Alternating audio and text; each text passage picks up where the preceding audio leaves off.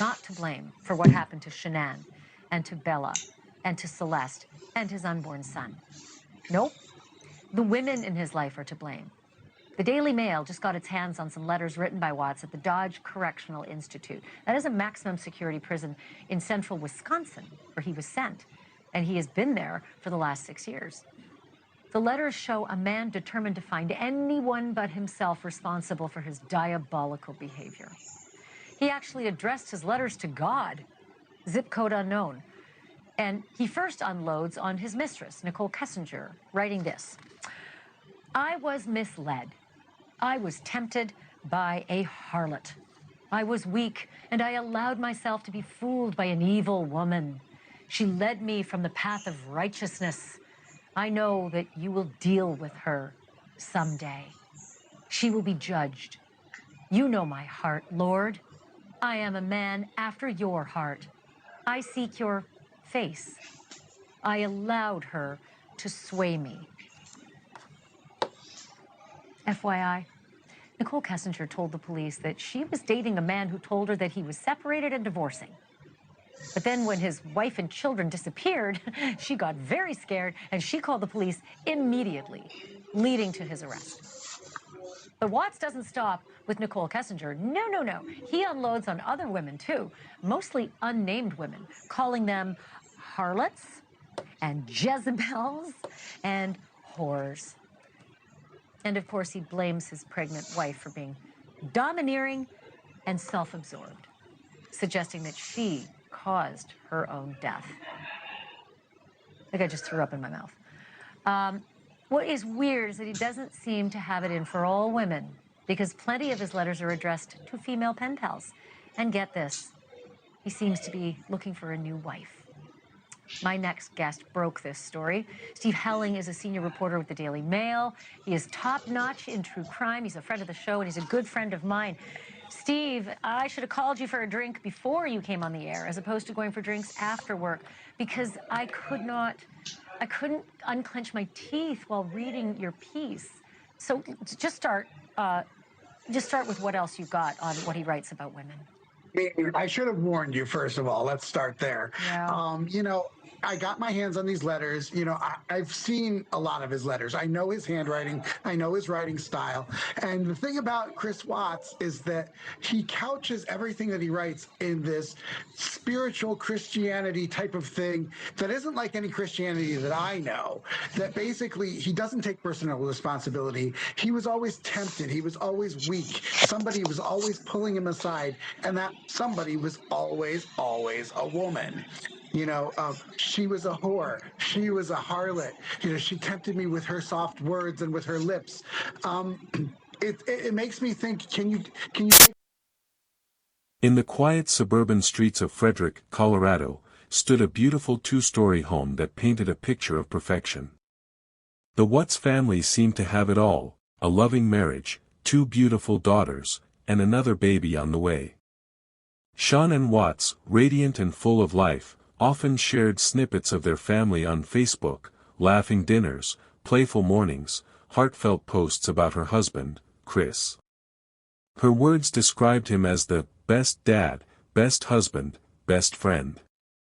To everyone watching, they were the kind of family that made you believe in happy endings. But sometimes, the most perfect pictures hide the darkest cracks. Behind the camera lens, their marriage was suffocating. Financial troubles piled up, arguments became frequent, and Chris, once a devoted husband, had grown distant. Shanann noticed it.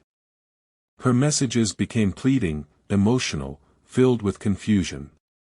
She was carrying their 3rd child, a boy they planned to name Nico, yet something in Chris's eyes had changed. The warmth was gone. The smiles seemed rehearsed. Friends said Shanann never stopped trying. She believed love could be repaired, that families could heal. Chris, however, had already begun drifting into silence, into something cold, something detached. Every perfect story has a beginning, and an end that no one sees coming. This is the story of Chris Watts. You're watching Grave Secret, where we uncover the truths buried beneath the lies. If you haven't already, take a moment to subscribe and turn on notifications, because what started as a dream family will soon become one of the most chilling confessions in true crime history. The smiles on the Watts family photos were more than just memories, they were masks. And very soon, those masks would fall, forever. While Shannon was fighting to keep her marriage alive, Chris Watts was slipping into another world, one where he could pretend to be someone new. Her name was Nicole Kessinger, a co-worker at the oil company where Chris worked. She was smart, independent, and had no idea she was about to step into a nightmare. Chris told her he was separated, that his marriage was ending, and she believed him. To Nicole, he was quiet but kind, a man looking for peace after a broken home. At home, Shannon noticed everything. The late replies. The distant eyes. The way Chris began working out more, dressing better, caring about his appearance like he was trying to impress someone else. Her texts to him grew emotional. I don't know how you fell out of love with me so fast. But Chris had already started imagining a new life, a life without her, without the kids, without the weight of responsibility. The once loving father began to vanish. He stopped calling the girls, my princesses. He started lying easily, without hesitation. Even as Shannon tried to reconnect, sending heartfelt messages and planning couples therapy, Chris only grew colder. Friends would later say that Shannon was hopeful, unaware of just how far her husband had drifted. She still called him, my rock. She didn't know that the man she loved was building a world where she and the children no longer existed. If you're just joining this story, make sure to like this video. It helps us continue telling real stories that expose how darkness often hides behind familiar faces. The distance between them wasn't just emotional anymore, it was fatal. And soon, that distance would turn into something irreversible. It was just past 1:30 a.m. when Shannon Watts returned home from a business trip. The house was quiet. The lights were dim. Her daughters, Bella and Celeste, were asleep upstairs. To anyone else, it was just another peaceful night, but to Chris Watts, it was the night everything would end. As Shannon entered their bedroom, she noticed the coldness in his eyes. She wanted to talk, to fix what was left of their marriage, but what followed was an argument that never truly ended. Words turned sharp.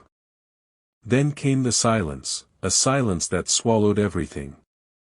In a moment of rage, or perhaps calculation, Chris climbed on top of Shannon and strangled her. She struggled, pregnant with their unborn son, Nico, but she couldn't fight the man she loved. Within minutes, her life was gone. The horror didn't end there. As morning broke, their daughters woke up. They saw their mother wrapped in a sheet. Little Bella asked, "What's wrong with Mommy?" Chris said nothing.